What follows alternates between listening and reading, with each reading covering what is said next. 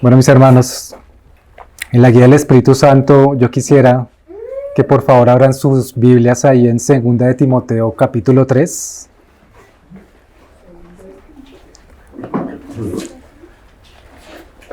Vamos a estar, hermanos, mirando un poquito de los versos 14 al 17. Pasajes muy conocidos por todos nosotros.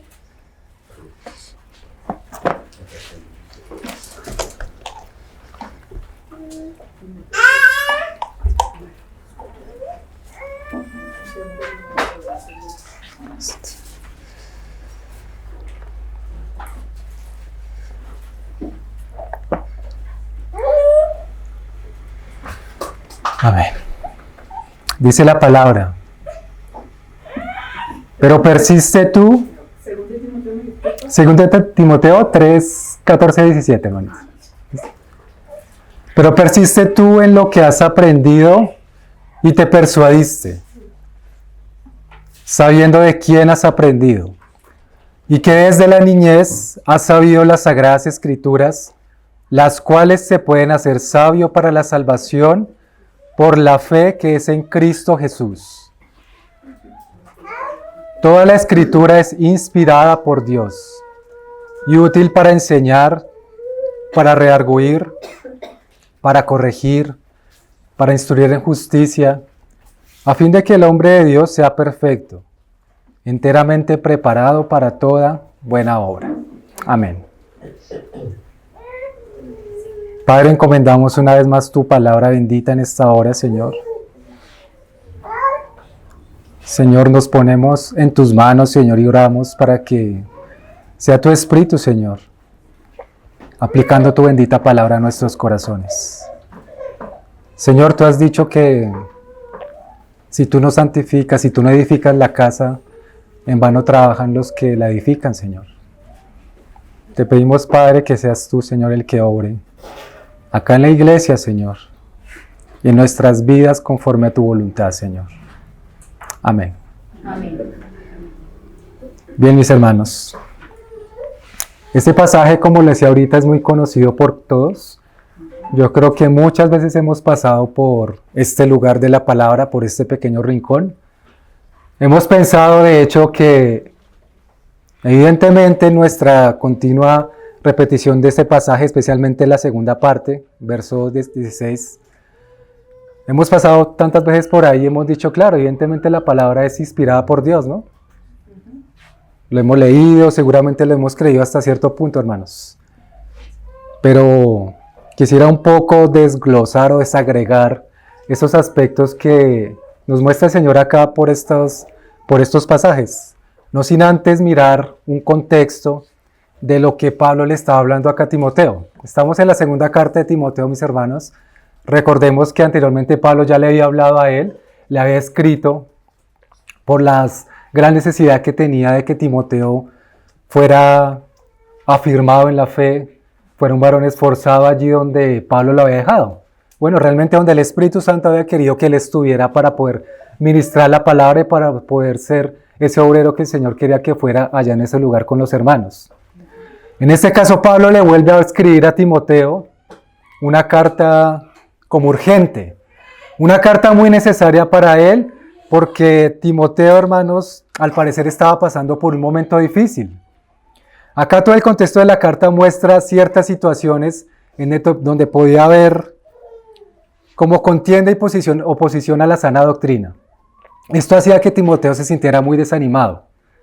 Hacía que él, tal vez, incluso por lo que Pablo le escribía a Timoteo, pareciera que él quería renunciar o no quería continuar. Entonces acá viene Pablo, le escribe esta carta y le muestra también unas palabras de ánimo que eran tan necesarias para él, para que continuara haciendo la obra que el Señor le había mandado a hacer. ¿Sí? Entonces, en esta situación que se presentaba pues acá en la iglesia, la oposición, las contiendas, especialmente porque habían también hombres que con falsa doctrina querían pues oponerse también a las buenas palabras que no solo Pablo, sino también la misma Escritura le había transmitido a Timoteo y pues a las iglesias, ¿no? que ese era de hecho uno de los fines de la Escritura. Más allá de eso también incluso Timoteo, pues al intentar sobreponerse a esto como con un espíritu incorrecto, pues esto le estaba trayendo problemas a él, problemas a su vida espiritual y problemas de desánimo. Entonces Pablo urgentemente tuvo que escribirle a él esta carta para reconfortarlo, para consolarlo, para animarlo y para mostrarle que realmente todo lo que se estaba haciendo tenía un propósito y había una razón de ser que era guiada por el Señor. ¿Sí? Entonces, Pablo apela a la fe no fingida de Timoteo. Eso lo vemos en el capítulo 1 de esta segunda carta. Apela a esa fe no fingida que Pablo pudo ver incluso en el momento de que lo conoció allá en Listra. ¿Sí? Como algunas veces recordamos, Pablo conoció a Timoteo en su segundo viaje misionero en Listra y tuvo buen testimonio de parte de los hermanos de Iconio, de Listra, de Derbe, acerca de Timoteo y quiso llevarlo y discipularlo. Entonces, ellos se conocían bastante.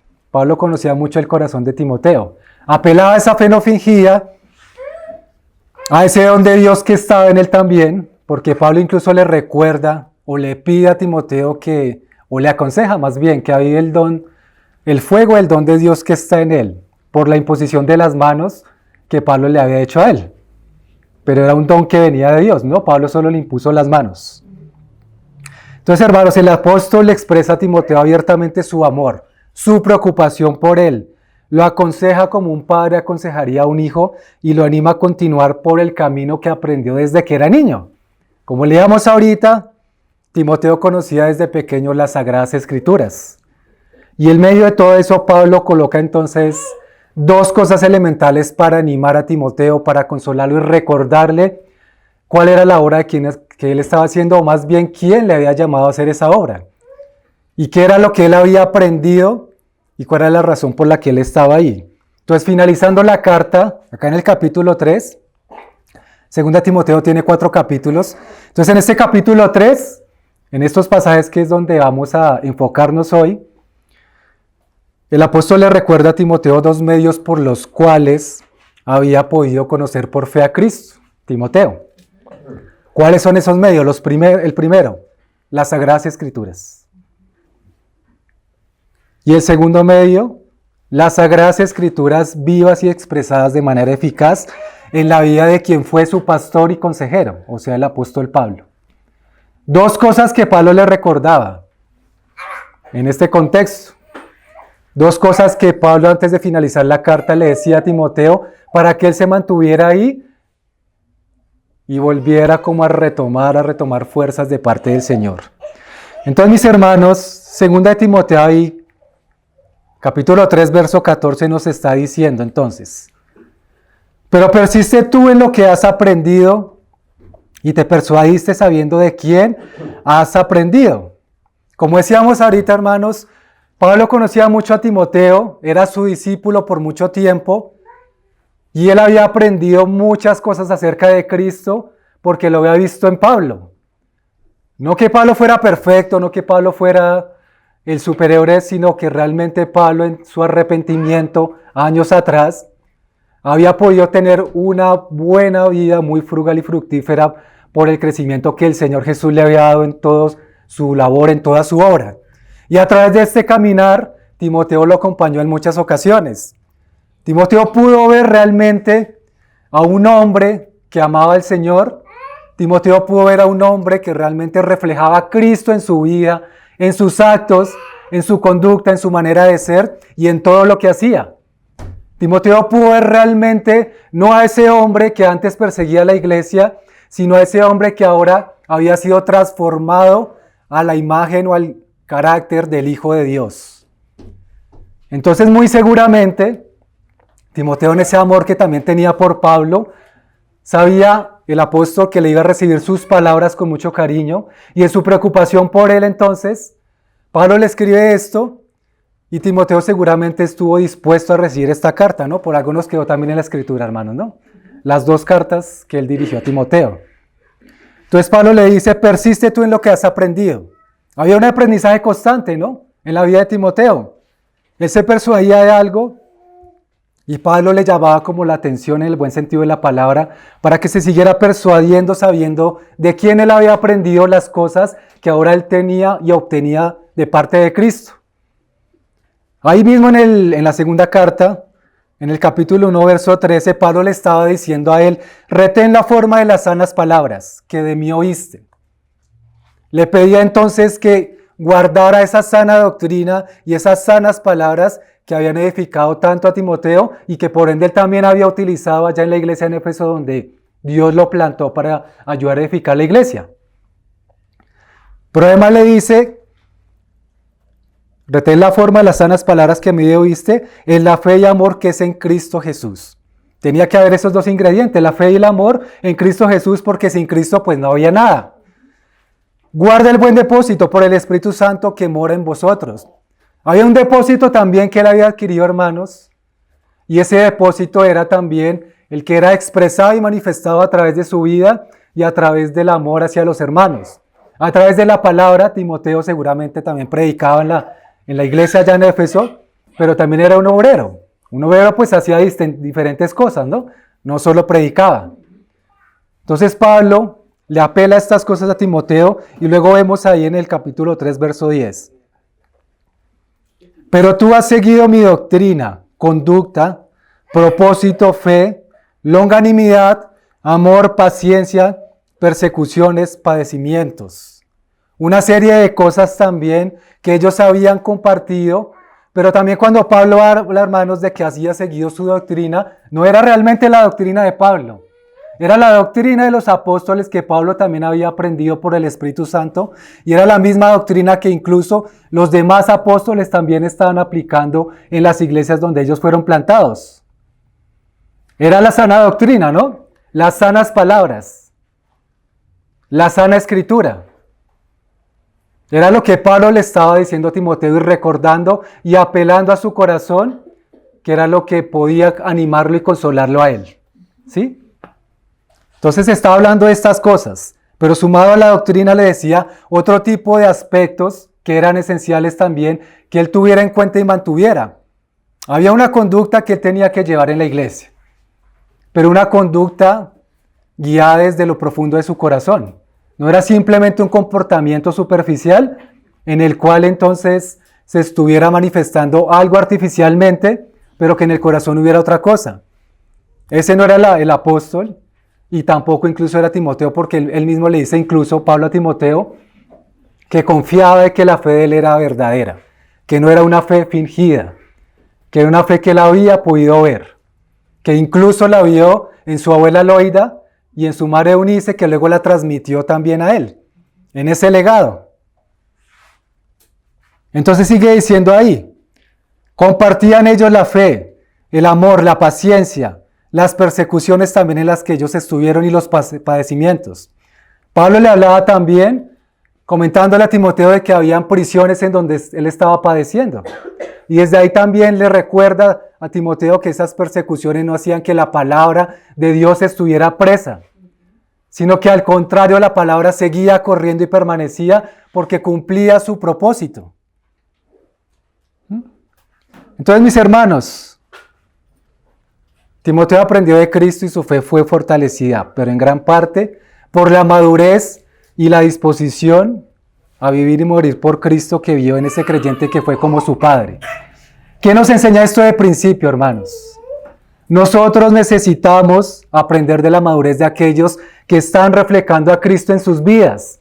Nosotros necesitamos caminar en los pasos de esos hombres y mujeres que han dado sus vidas por Cristo.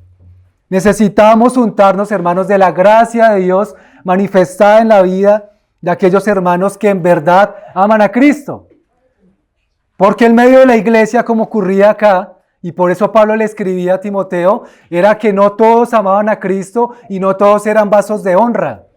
No todos eran instrumentos o utensilios de honra, sino que lamentablemente habían unos que eran para deshonra. Y eso lo dice ahí en el capítulo 2. De esta misma carta. Hermano, necesitamos aprender del compromiso de quienes nos han edificado y han pastoreado nuestras almas. Necesitamos, hermanos, seguir también en las huellas del rebaño de aquellos hermanos que, así como Pablo, podemos seguir y seguir su ejemplo porque vemos un nivel de madurez que nos ayuda a nosotros también a crecer, como creyentes, como hermanos, como padres, como hijos. No es solo el hecho, hermano, de leer las Escrituras para nosotros mismos y pensar que ya con eso es suficiente, hermanos. Es el hecho de que Dios nos puso en una iglesia.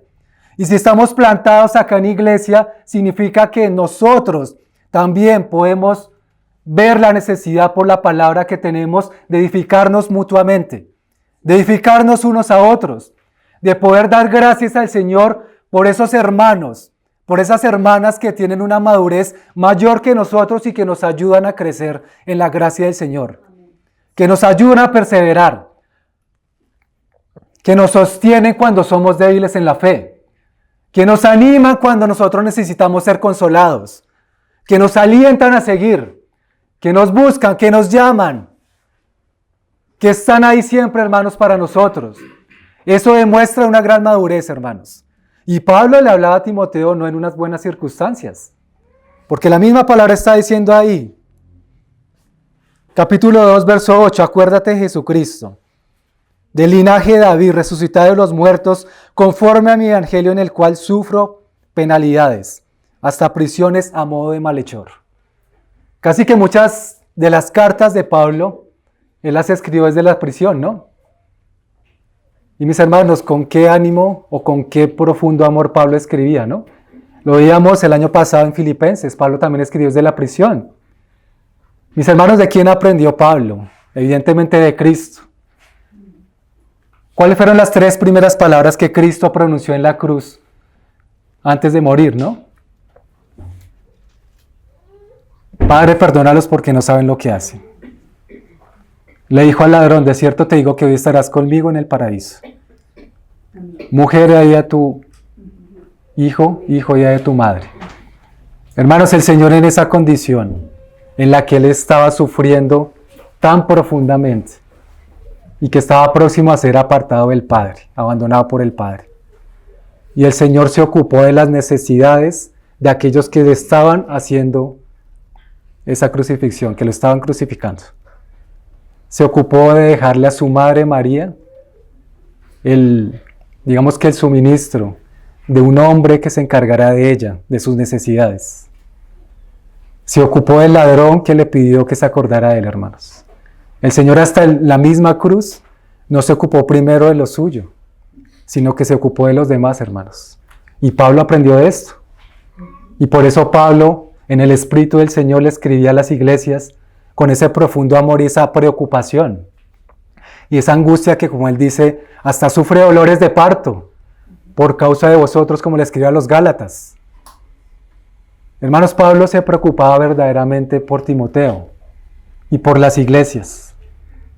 A él no le importaba tanto su condición o las circunstancias en que estaba viviendo, sino que era realmente el deseo de que Cristo fuera formado en la vida de los hermanos, en la vida de los creyentes, porque ese es el propósito de lo que Pablo le estaba diciendo acá en la carta a Timoteo y acá en el capítulo, en estos versos que estamos hablando. Por eso Pablo va aterrizando cuando le va diciendo acerca de las Escrituras, porque hay una razón esencial ahí de por qué él le decía eso. No era simplemente por coger la Escritura y leerla y adquirir un conocimiento, sino era porque realmente que había vida ahí, había poder de Dios para transformar y para consolar a Timoteo. En el verso 15, ahí volviendo al capítulo 3, dice entonces la palabra.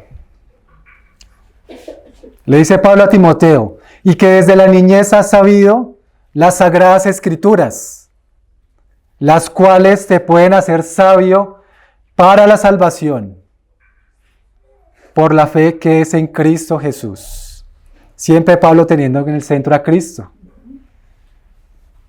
Y Pablo le estaba acá recordando eso también a Timoteo, ese gran depósito, ¿no? Como le decíamos ahorita, hermanos, y en el capítulo 1 Pablo se acordaba de Timoteo noche y día en sus oraciones. Y traía a su memoria esa fe no fingida que fue recibida también por su madre y a la vez por su abuela, que Pablo había podido ver allá cuando conoció a Timoteo en Listra. ¿Sí? La transmisión, hermanos, del legado de Loida, de Eunice y de unirse a Timoteo no fue un mero conjunto de tradiciones, hermanos.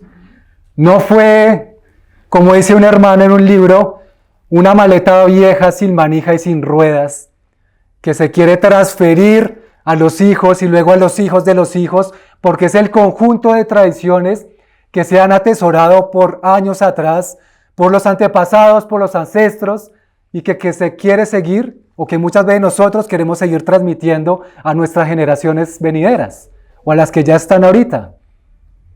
Hermanos, eso no era lo que transmitían estas dos mujeres a Timoteo. Ellas transmitieron fielmente las escrituras a él.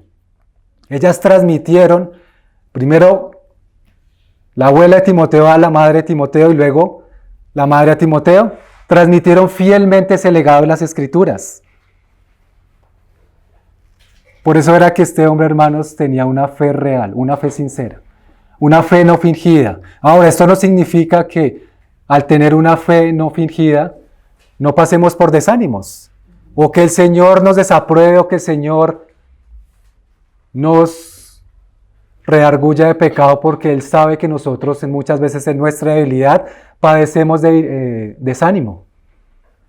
Muchas veces no queremos nada, muchas veces queremos estar a solas, muchas veces, como en este caso de lo que pasaba con Timoteo, el Señor, hermanos, comprende esto, porque ¿quién más que Él, que fue abandonado por el Padre, y no porque el Padre quisiera, sino porque hubo la necesidad de desprendimiento por causa del pecado, ¿no? ¿Y quién mejor que Él? Señor Jesús sabía esto, y le transmite por el Espíritu estas palabras a Pablo para que se las dijera a su hijo amado. Timoteo era un hombre muy amado, y era un hombre muy usado por el Señor, pero en este momento él necesitaba palabras de aliento, palabras de ánimo, que muchas veces, hermanos, tal vez nosotros no estamos dispuestos a dar a los hermanos, porque nos ocupamos de repente más en nuestros asuntos que en también poder ver aquellas cosas que la iglesia necesita. Pero gracias al Señor que tenemos esta palabra, hermanos.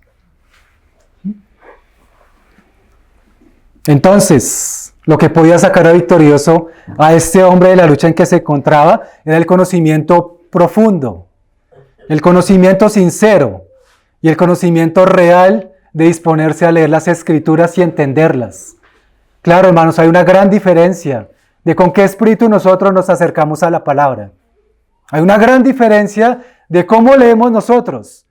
Si leemos simplemente por cumplir un devocional, si leemos simplemente por tener una lectura y sentirnos bien porque ya hicimos la lectura del día, o si nos ponemos en una sana meditación a conocer la Escritura y saber qué es lo que el Señor nos quiere decir acerca de lo que sea que estemos estudiando. Hay 66 libros. De seguro cada uno estamos estudiando un libro diferente hoy en nuestros devocionales. Pero hermano, ¿qué le está diciendo ese libro a usted? ¿Cómo le está ministrando el Señor a usted a través de ese libro? ¿Es un conocimiento que solo se queda en la memoria y luego se olvida? ¿O es algo que realmente nos permite o le está permitiendo conocer al Señor más? ¿Le está hablando el Señor a usted, hermano, cuando están en la lectura de la palabra? ¿O lo estamos haciendo simplemente en los 5, 10, 15 minutos antes de salir de casa porque hay afán de hacer otras cosas? El conocimiento profundo, hermanos, de la Escritura, de la doctrina de los apóstoles, de recordar esas verdades que hacían libre del desánimo, libre a pesar de las persecuciones y libre para vivir piadosamente, era lo que Pablo le quería transmitir a Timoteo, recordándole la palabra, diciéndole por acá, por este lado, de una y otra manera, pero que él lo recordara para que no renunciara a lo que el Señor le había llamado. Pablo le dice incluso, creo que es en la primera carta, ocúpate en la lectura, en la exhortación y la enseñanza. Y acá Pablo también le está diciendo, procura con diligencia presentarte a Dios aprobado, como obrero que no tiene que avergonzarse, que usa bien la palabra de verdad. Procura presentarte de esta forma. Entonces, en el conflicto que él tenía, muy seguramente estaba cayendo también en las mismas palabras que estaban usando los otros hombres, en las mismas fábulas, en el mismo tipo de cosas que no ayudaban a la edificación, sino que lo que traían era contienda. Lo que traían era todo menos el crecimiento de los santos. Pablo tenía que recordarle, hermanos, porque Timoteo se estaba saliendo tal vez de lo que él ya conocía que era la palabra y de lo que servía para la edificación. Entonces, mis hermanos, qué importante realmente es transmitir las escrituras a las nuevas generaciones. Qué importante es que nuestros hijos las comprendan, ¿no? Como lo hicieron la abuela y la madre de Timoteo. Pero, hermanos, también qué importante es que nosotros vivamos las Sagradas Escrituras. Esto tal vez lo hemos dicho muchas veces, hermanos. Pero las Escrituras son vida. Como el Señor Jesús decía, mis palabras son espíritu y son vida. El espíritu es el que da vida, la carne de nada aprovecha. Las palabras son vivas, hermanos. Y el pasaje que tantas veces se recuerda acá, muchos hermanos lo recuerdan, Hebreos 4:12, ¿no? Si la palabra es viva y eficaz, ¿qué significa eso, hermano, para usted? Para mí. ¿Qué significa que sea más cortante que espada de dos filos? Nosotros estamos dejando, hermanos, que la palabra nos corte, que divida nuestra alma y nuestro espíritu para saber qué es de Dios y qué es de nosotros. Estamos dejando, hermanos, que su bendita palabra nos examine y nos muestre nuestra condición caída y nos muestre la necesidad de arrepentimiento que tenemos. ¿O estamos caminando como ya somos salvos, ya somos creyentes, entonces simplemente ya todo está bien y podemos seguir así hasta que el día que el Señor nos llame? Hermanos, si la palabra es viva y eficaz, hay que creerlo. Y si la palabra realmente que es eficaz de hecho y que de hecho es viva, ¿cómo nosotros la estamos tomando también cuando la leemos?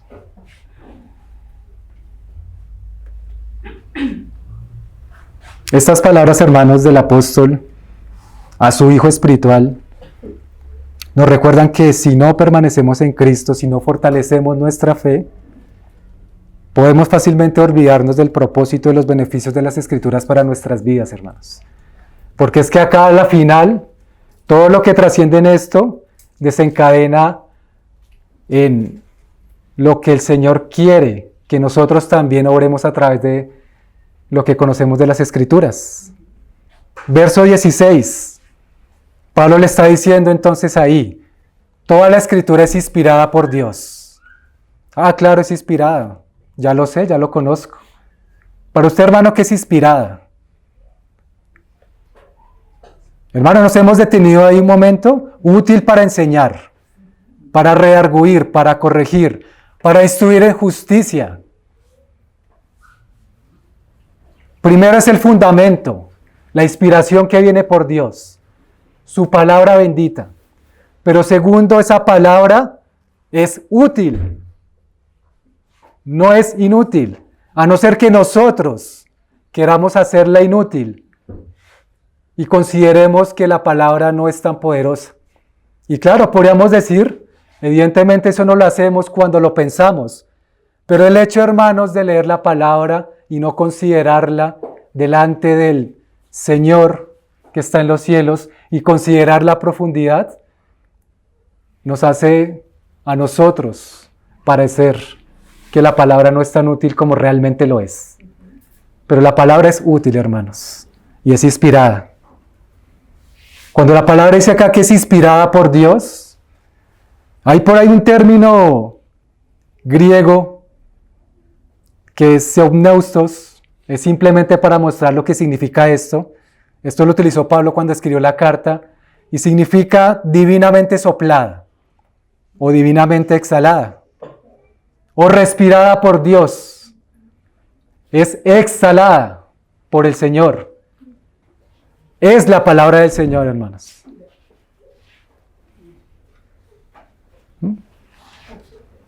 Y es lo mismo que dice 2 de Pedro en el capítulo 2, versos 20 y 21. Entendiendo primero esto, dice Pedro, que ninguna profecía de la Escritura es de interpretación privada, porque nunca la profecía fue traída por voluntad humana, sino que los santos hombres de Dios hablaron siendo inspirados por el Espíritu Santo. Tal vez usted piense ahorita, hermano, que esto ya lo conocía. Amén, si es así. Bien por usted, hermano. Pero ojalá no se le olvide que la Escritura es inspirada todos los días y desde la eternidad ha sido soplada. Que la Escritura no es inspirada desde que nosotros empezamos a conocerla, sino que realmente es el Dios único y verdadero el que la transmite a los hombres y la transmite a la iglesia con un propósito, hermanos. Porque como dice la palabra, hermanos, esto desencadena en algo que tal vez nosotros no tenemos muy en cuenta, y son las buenas obras.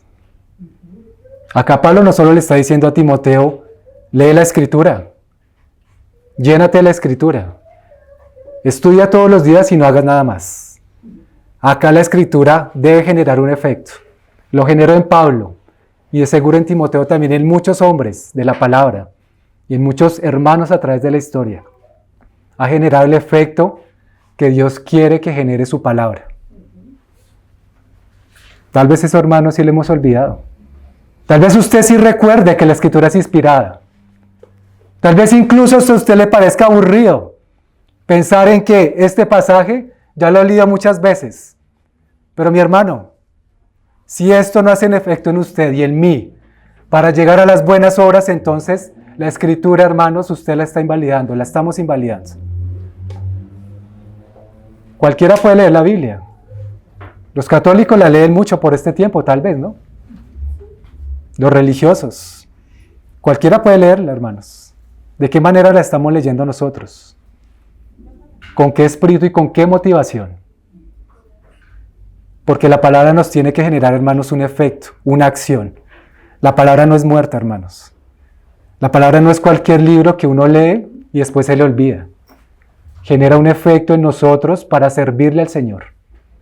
Genera un efecto verdadero, hermanos, si es que hemos aprendido de Cristo como realmente nos lo han enseñado los apóstoles por la doctrina de ellos a través de la palabra. Si esto se queda, hermanos, solo en algo, acá en la cabeza, pues, hermanos, algo está ocurriendo. Y debemos examinarnos. Y debemos ver qué ocurre con nuestras vidas y saber por qué la palabra no está generando un efecto en nosotros. Y se nos está olvidando o estamos recibiendo sermón tras sermón tras sermón y nos hemos acostumbrado entonces solo a eso, hermanos. Por eso Pedro dice, por el mismo Santo Espíritu que inspiró a Pablo a escribir esta carta, Pedro también, ¿no?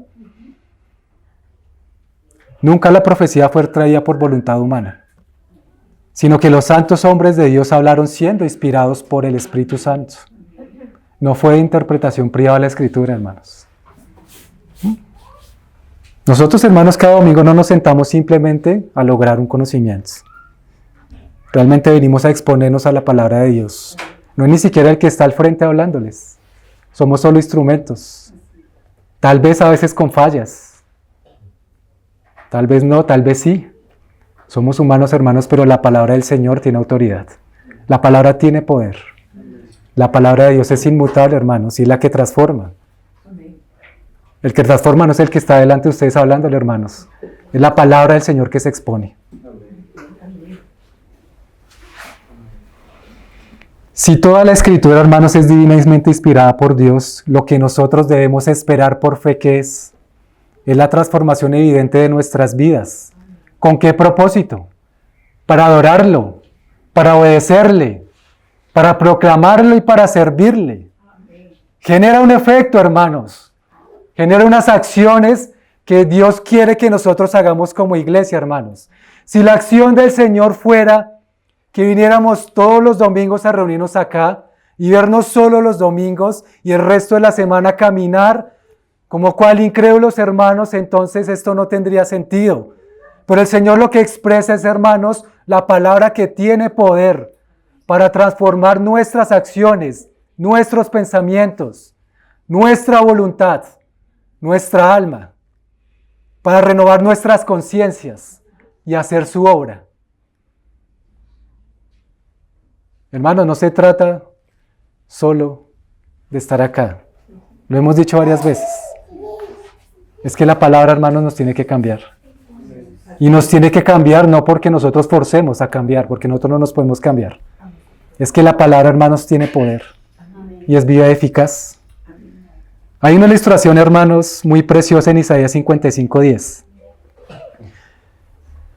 El profeta dice ahí: porque como desciende de los cielos la lluvia y la nieve, y no vuelve allá, sino que riega la tierra, y la hace germinar y producir, y da semilla al que siembra, y pan al que come. Esto es una ilustración muy preciosa que el Señor le transmite a Isaías para ver cuál es el efecto que también hace su palabra.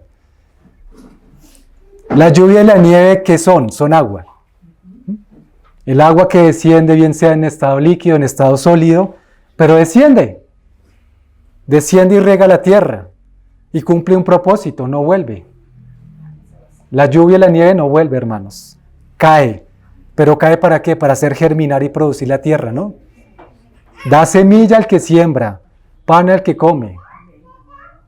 De hecho, hay una alabanza que habla sobre este pasaje. El agua, hermanos, que representa también la vida del Señor, que representa su palabra que nos lava y nos renueva, es lo mismo que también hace en la tierra, hace germinar, hace dar semilla, trae vida, hermanos. No se queda ahí simplemente estancada, no se queda simplemente inundando el terreno, sino que fluye, hermanos, el agua. Una hermana decía alguna vez: el problema es cuando las aguas se estancan.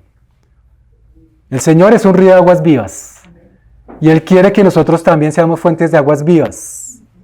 Como Él decía también allá en el último día de la fiesta, antes de ser crucificado: el que tenga sed, venga a mí, beba, y tendrá fuente que saltará para vida eterna. Hermanos, si el agua del Espíritu, de la palabra, no fluye en nuestras vidas, el agua en nosotros se va a estancar. ¿Qué pasa cuando el agua se estanca, hermanos? Se pudre. El agua se pudre, empieza a oler amonio o el olor a huevo. Se pudre, hermanos. El agua es viva cuando fluye. Por las fuentes naturales, como cuando estábamos ahora en los bautismos, ¿no? Como vimos ese flujo del agua a través de las rocas y cómo descendía con esa fuerza, y nosotros pudimos disfrutar de eso. Y hasta el mismo cuerpo se renueva cuando entramos en esas fuentes de aguas claras o de aguas naturales. De la misma manera, hermanos, la palabra del Señor. De la misma forma, cuando Él hace llover, hace germinar el suelo para que crezca plantas, para que haya semilla, para que haya vida. Y ahí todo el ciclo, los animales se alimentan, nosotros nos beneficiamos y muchas cosas más, hermanos. Y sigue diciendo el verso 11 de Isaías 55. Así será mi palabra que sale de mi boca. Palabra de autoridad de Dios, ¿no? No volverá a mí vacía, sino que hará lo que yo quiero. Y será prosperada para lo que la envíe, para que la envíe. En aquello para que la envíe. Así será mi palabra, hermanos. Si no hay, hermanos, un fluir de la palabra de Dios en nuestras vidas, si no hay un crecimiento, no es porque la palabra del Señor no tenga poder. No es porque su palabra vuelva así, hermanos. Es porque nosotros necesitamos menguar para que el Señor crezca. Es porque nosotros necesitamos también entender cómo disponernos a leer la palabra para que se haga vida en nuestras vidas, hermano. Qué gran diferencia, ¿no? A veces, hermanos, la inspiración de la Escritura del Señor nosotros la apagamos. No porque Dios pueda apagarse, ¿no? Sino que en nuestras vidas, hermanos, apagamos el Espíritu. ¿Y qué significa cuando el Señor dice no apaguéis el Espíritu? Pues obviamente si hay tal vez esa exhortación, es porque lo hemos apagado. Y si hemos apagado el Espíritu es porque hemos apagado la palabra del Señor. Pero no porque el Señor se apague, hermanos. El Señor es eterno y su palabra, como dice Isaías, es eterna y fluye. Y su palabra no vuelve vacía, hermanos, sino que es prosperada. Todas las profecías, ¿no? Todas las promesas que han estado en el Antiguo Testamento hasta hoy ya se han cumplido muchas. Y las que faltan es porque Dios no la ha enviado todavía, están en los tiempos de Dios. Pero la palabra se cumple, hermanos. Y el Señor Jesús dijo: cielo y tierra pasarán, pero mis palabras no pasarán. Y su palabra evidentemente no ha pasado, sino que ha permanecido. Dios ha obrado a través de la historia de la humanidad. Que Isaías nos recuerde esto, hermanos, qué es la palabra del Señor y lo que significa. Esa gran bendición que trae a la tierra y trae a nosotros como creyentes. Porque es bendición, hermanos, es que es para beneficio nuestro. Claro, es para darle la gloria al Señor y adorarlo, pero también para nuestro beneficio. Porque trae vida. Y nosotros digamos, claro, queremos tener vida, pero del Señor.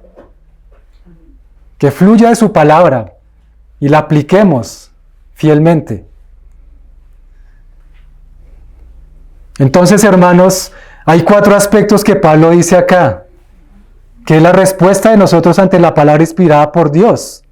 Lo que dice ahí en el verso 16, la parte B del capítulo 3, que estamos tratando. Entonces, hermanos, la escritura al ser útil, ¿qué significa útil? Es provechosa, nos aprovecha, es frugal en nosotros, produce unos efectos positivos a través de enseñarnos, de redarguirnos, de corregirnos, de instruirnos. ¿Qué significan estas 4 cosas? Rápidamente, enseñar. Romanos 15:4, Pablo dice, porque las cosas que se escribieron antes, para nuestra enseñanza se escribieron, a fin de que por la paciencia y la consolación de la Escritura, de las Escrituras, tengamos esperanza. Para nuestra enseñanza se han escrito todas las cosas, incluso el Antiguo Testamento, para que aprendamos, hermanos, para ser formados. Redarguir. ¿Qué significa esto? Tomé esta definición de una página del internet que me pareció acorde. Dice: redarguir significa reprender a alguien con amor y paciencia, con el propósito de ayudarle a crecer espiritualmente. Debe ser un acto de amor que muestre la verdad y conduzca a la transformación y arrepentimiento. ¿Sí? Incluso habrán otras definiciones que ustedes pueden encontrar también. Pero básicamente significa esto. Reprender a alguien con amor y paciencia, y no reprenderlo para humillarlo, o no reprenderlo para destruirlo, sino reprenderlo para edificarlo. Que es bien diferente, ¿no? Pero hay que reprender, hermanos. Entre nosotros, muchas partes de la palabra del Señor nos llama también a animarnos, a redarguirnos, a corregirnos, porque es necesario, hermanos. No podemos crecer solos.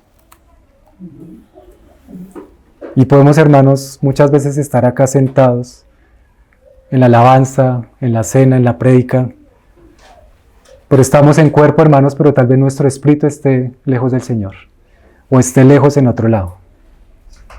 Hermanos, muchas veces podemos estar acá sentados los domingos, pero nuestra mente y corazón no están con el Señor ni con los hermanos, sino están en otro lado.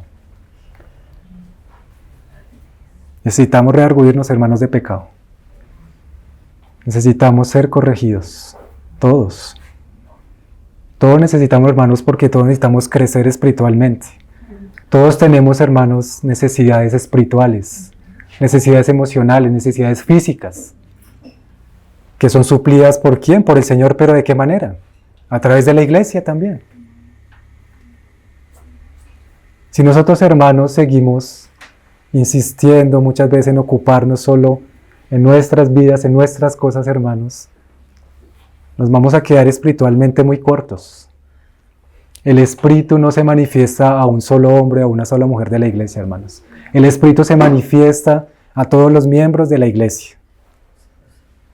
Porque el Espíritu da y reparte a cada uno y da con el propósito de que ese hermano, esa hermana, edifique al otro y el otro al otro. Y haya un crecimiento, hermanos, mutuo.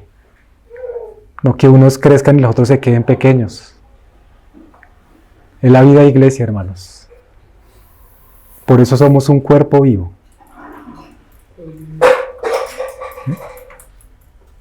De seguro lo hemos escuchado tantas veces, hermanos, pero ¿cómo lo recibimos en el corazón? ¿Con un deseo de recordarlo y poderlo hacer por obra? ¿O hastiados? Hermanos, el Señor nos ayude realmente a ser redarguidos. ¿Qué es corregir? Bueno, rectificar, enderezar. Un ejemplo de esto está en Proverbios 23:13 para tal vez entender un poco mejor el sentido de la palabra corrección, ¿no? En sentido bíblico.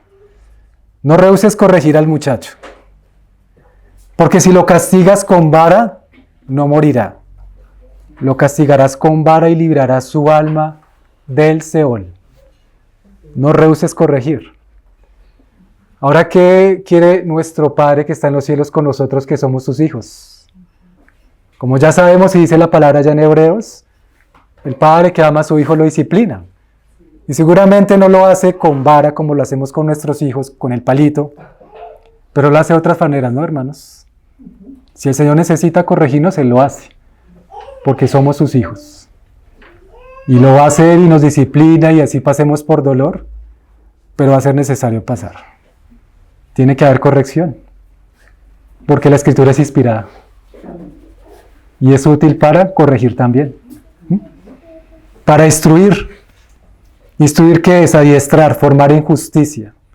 No en nuestra propia justicia, hermanos, en la justicia de Dios. Adiestrarnos en su palabra. Pero adiestrarnos no para debatir, no para contender, sino adiestrarnos para vivir.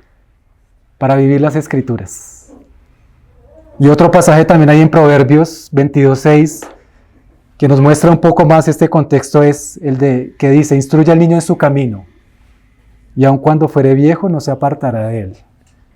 A mí este pasaje me impresiona, hermanos, porque el hecho de que el Señor diga por medio de Salomón, de que al niño se le instruye cuando pequeño, y eso ya lo retiene él en su corazón para toda la vida, y lo guarda, y aun cuando fuera anciano, fuera viejo, no se va a apartar de ese camino que fue enseñado por sus padres. Ahora, ¿qué camino nos enseña nuestro Padre a nosotros? ¿Cómo Él quiere instruirnos? Por su palabra. Y nos instruye para, ¿qué es lo que sigue ahorita más adelante que Pablo dice?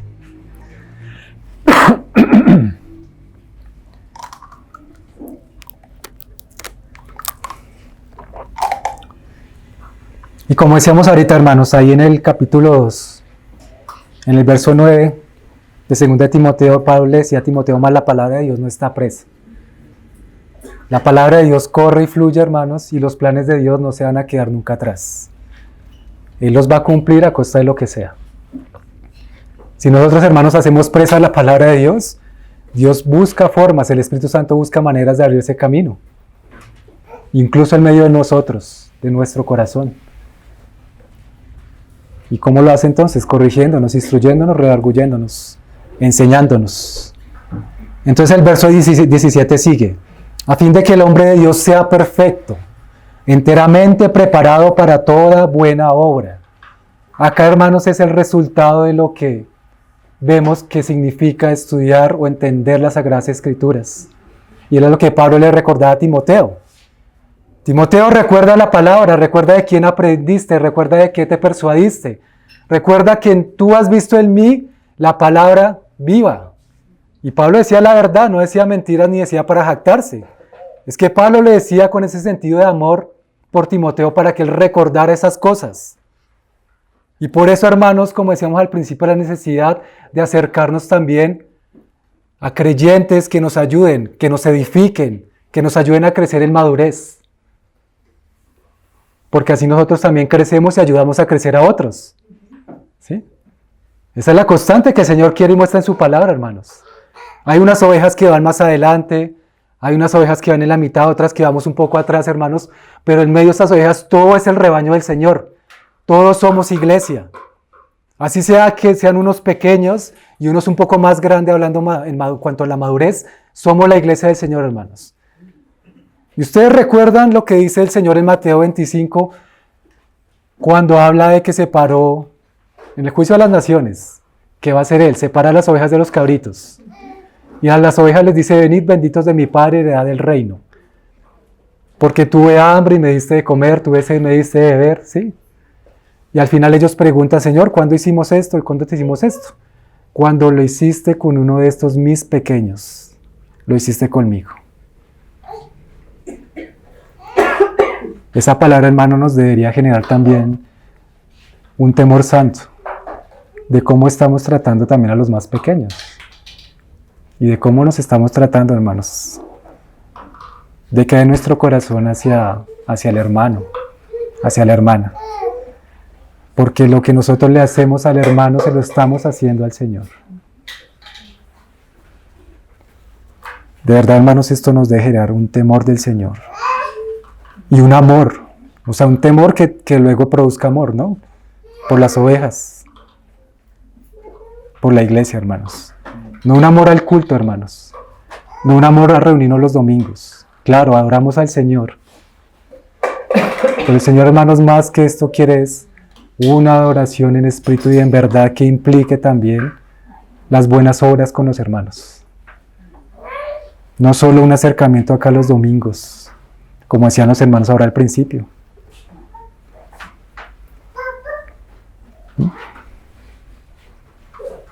La palabra de Dios, hermanos, nos hace perfectos. Y no perfectos que no pequemos, como ya sabemos, sino irreprensibles, enteramente preparados para toda buena obra.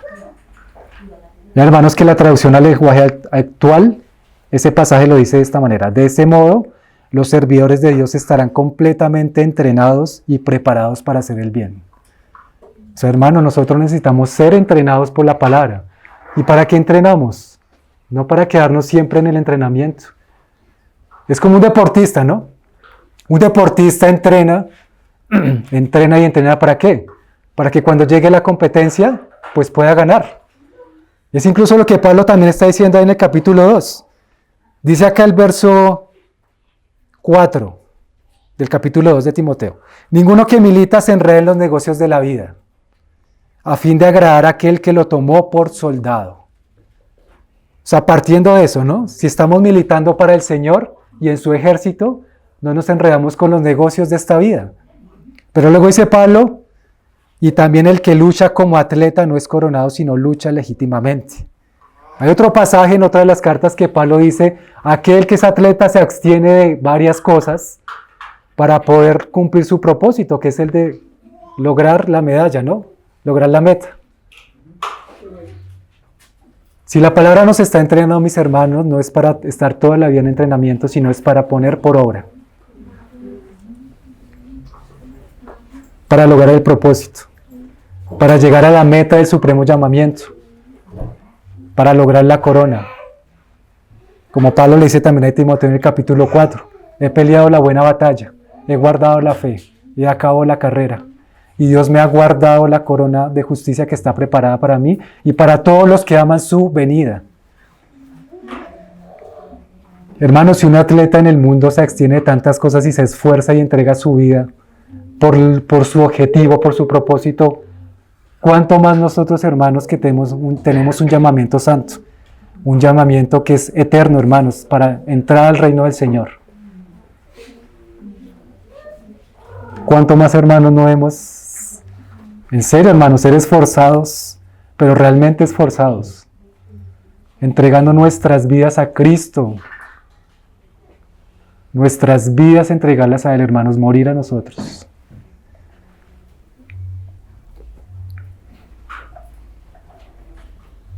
Y dice ahí también en el capítulo 2, verso 20. Bueno, anteriormente esto Pablo le estaba diciendo a Timoteo algo en el que debía percibirse, y era el hecho de que habían por ahí dos hombres que estaban diciendo que la resurrección ya se había efectuado. Dice Pablo ahí que eran Himeneo y Fileto, y parece que ellos con sus palabrerías vanas también pues conducían más a la impiedad también a la iglesia.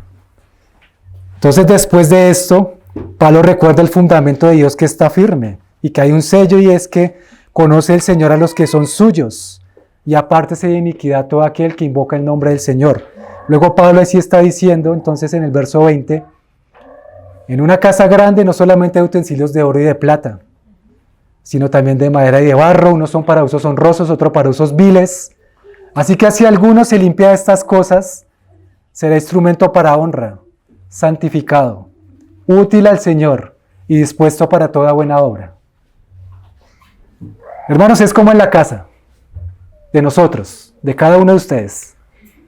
Tenemos la loza tenemos la vajilla que se utiliza para el alimento, para darlo a la familia, para darlo a los invitados, pero tenemos también en el baño el inodoro. La loza es para un uso honroso, ¿no? El baño, el inodoro es para un uso vil, ¿no?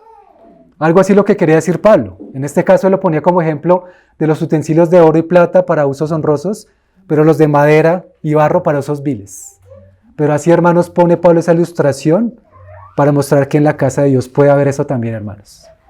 ¿Qué instrumentos queremos ser nosotros o qué instrumentos somos ahorita, hermanos? Pero Pablo, además de eso, nos redarguye y nos dice, si nos limpiamos de estas cosas, somos instrumentos para honra, santificados y útiles al Señor. Y luego seremos dispuestos para toda buena obra. Para toda buena obra, hermanos.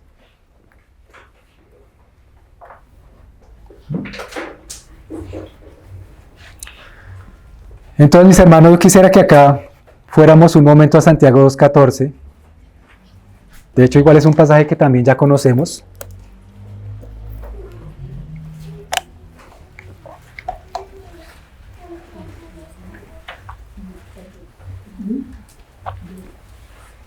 Santiago 2:14.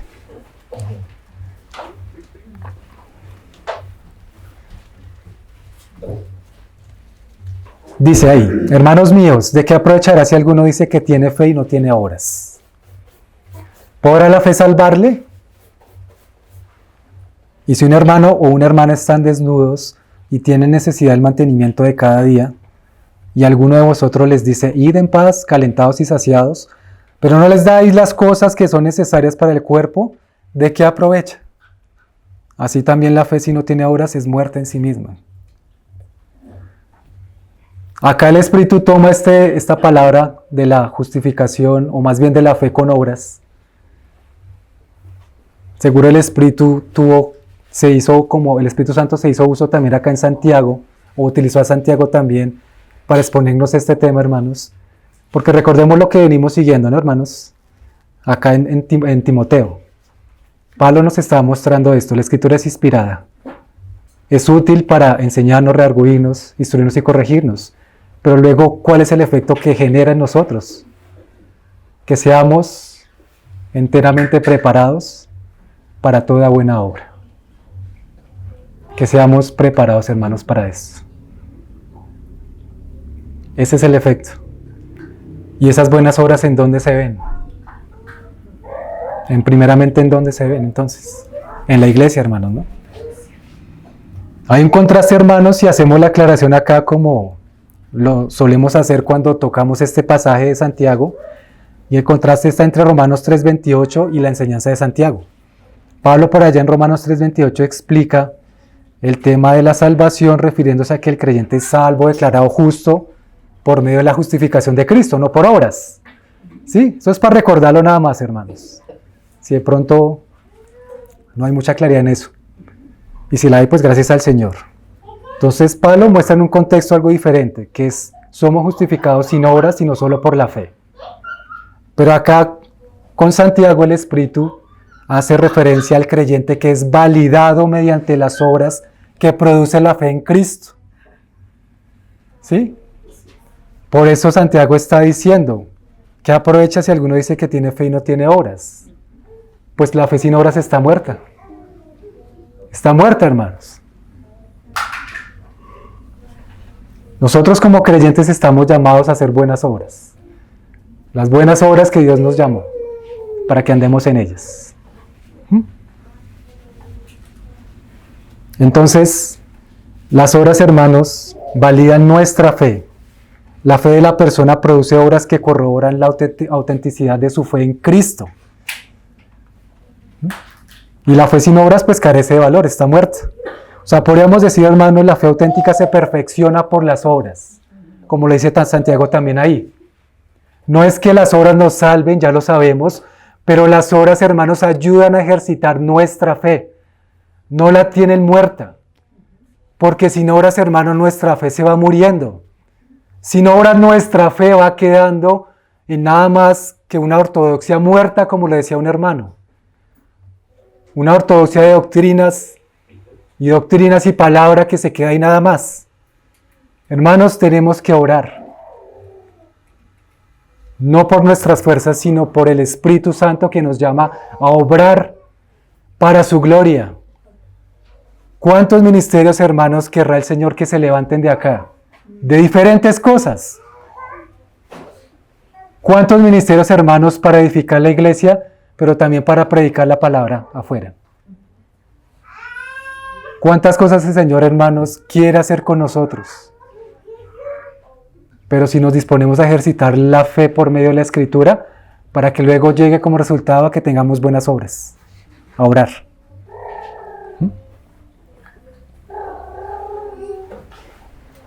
Salvación más obras, ¿qué es, hermanos? Es igual a la santificación. Nosotros somos salvos ya por fe en Cristo. Nada tuvimos que hacer. Somos justificados por la obra de Cristo. Pero ahora, ¿qué nos produce eso a nosotros? Las obras que se hacen, hermanos, para bendecir a la iglesia, para bendecirnos unos a otros, para ayudarnos unos a otros, hermanos, y para que la obra del Señor y su reino avance. Ese es el resultado. Hermanos, pueden existir creyentes justificados, pero no santificados. Y hay un nivel de madurez diferente en ese caso.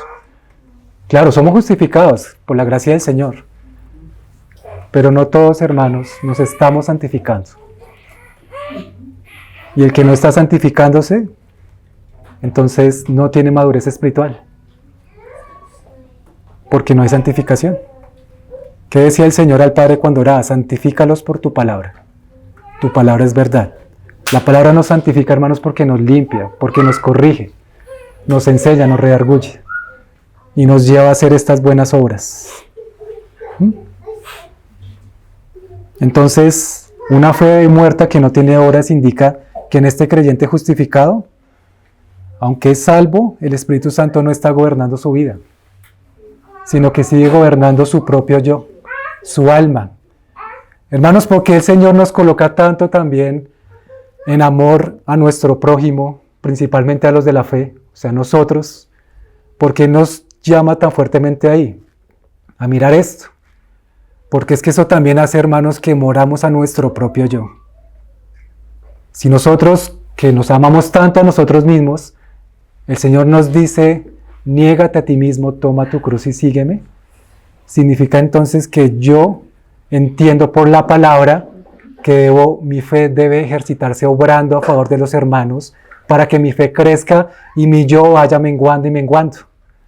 Pero si estoy haciendo lo contrario, de que primero me ocupo por mí, segundo por mí, tercero por mí, y luego sí los demás, hermanos, pues entonces, hermanos, ahí no nos estamos santificando. Y entonces nuestra fe está siendo muerta. ¿Sí lo estamos, hermanos, entendiendo? De acuerdo a lo que Pablo dice en Timoteo, ¿sí? Y acá reforzando con Santiago.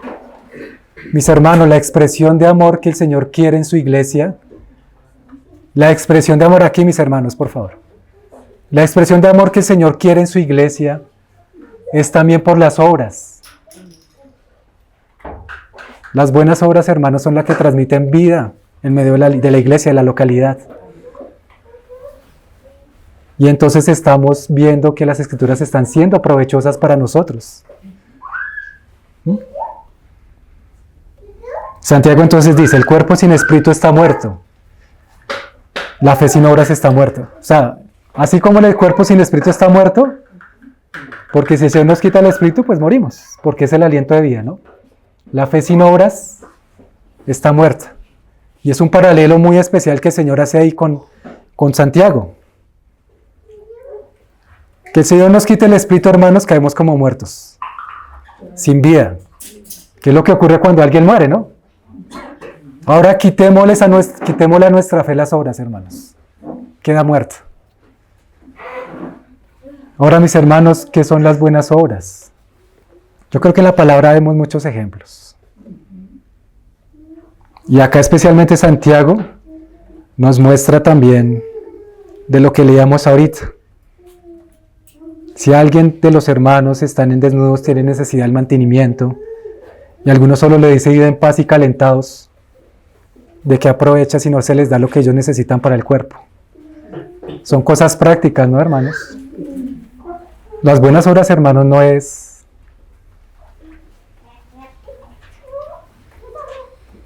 algo que realmente podamos decir, sí, estamos juntos, pasamos tiempo, pero hay falta de edificación. Mis hermanos, los ágapes son una bendición, porque estamos juntos, ¿no? Pues el Señor no solo quiere ágapes en la iglesia, hermanos. El Señor quiere también que seamos edificados de esta manera. Ayudarnos, buscarnos, preguntarnos, exhortarnos. Entonces el Espíritu mantiene vivo el cuerpo y las obras mantienen viva la fe. Hay un comentario de un hermano que dice, si dejamos de actuar a través de nuestra fe, ella se atrofia en un cadáver de doctrinas, una ortodoxia muerta, divorciada de la realidad. ¿Sí? Yo he escuchado a algunos hermanos de la fe, nuestros hermanos también de localidades, que dicen incluso con algo que es verdad, y es que a veces nosotros nos podemos jactar de que conocemos mucha palabra, y que de pronto las otras líneas de hermanos, de las otras iglesias que de pronto no tenemos comunión, entonces que no conocen mucho la palabra, etcétera, hermanos, pero muy seguramente pueden ser hermanos que están obrando más que nosotros, que están atendiendo más la causa del Señor y de su reino. Hermano, ¿de qué nos jactamos nosotros al conocer palabras si no la ponemos por obra? No hay jactancia. Si nos gloriamos, es gloriarnos en el Señor y en que estamos haciendo su obra. ¿Sí? Las obras producidas por el amor y la obediencia al Señor y realizadas por el poder del Espíritu Santo mantienen nuestra fe siempre viva, activa y operante. Pero si no, entonces nos vamos apagando, hermanos. Apagando. Así tengamos un gran conocimiento de la Escritura, hermanos. Si no hay obras, nos apagamos y apagamos al Espíritu. La expresión de amor al prójimo está íntimamente ligada con las buenas obras, mis hermanos, como ya lo decía ahorita. Y para cerrar, hermanos, concluyendo, quiero citar acá un comentario del hermano William Barclay, que dice lo siguiente, acerca de lo que estamos estudiando, o vimos de Timoteo. El estudio de las Escrituras entrena a la persona en integridad, hasta equiparla para toda buena obra.